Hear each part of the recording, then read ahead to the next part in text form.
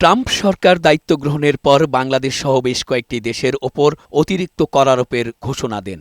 এতে রপ্তানিতে অস্বস্তি নেমে আসে দেশগুলোতে।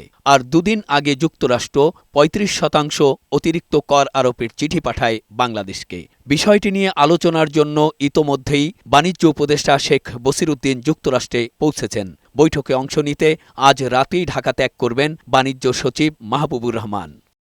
মঙ্গলবার সচিবালয়ে সরকারি ক্রয় সংক্রান্ত উপদেষ্টা পরিষদের বৈঠক শেষে সাংবাদিকদের অর্থ উপদেষ্টা ড সালেউদ্দিন আহমেদ জানান, যুক্তরাষ্ট্রের আরোপিত ৩৫% অতিরিক্ত কর আরোপের বিষয়টি নিয়ে বৈঠক অনুষ্ঠিত হবে যুক্তরাষ্ট্রে।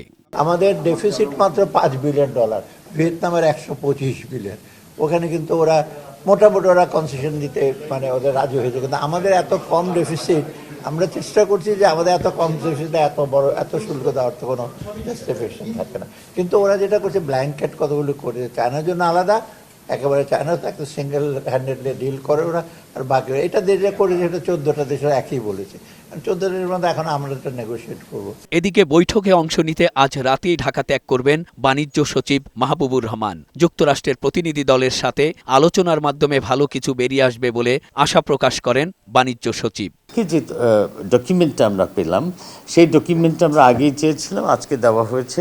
এটার উপরে মূলত আলোচনা হবে আগামী 10 এবং 11 তারিখে। বাণিজ্য স্বার্থ রক্ষা করে বাংলাদেশ যাতে কোনো অসুবিধায় না পড়ে সে ব্যাপারে সরকার কাজ করবে বলেও জানান বাণিজ্য সচিব। মেহেদী আজাদ মাসুম, বৈশাখী সংবাদ, ঢাকা।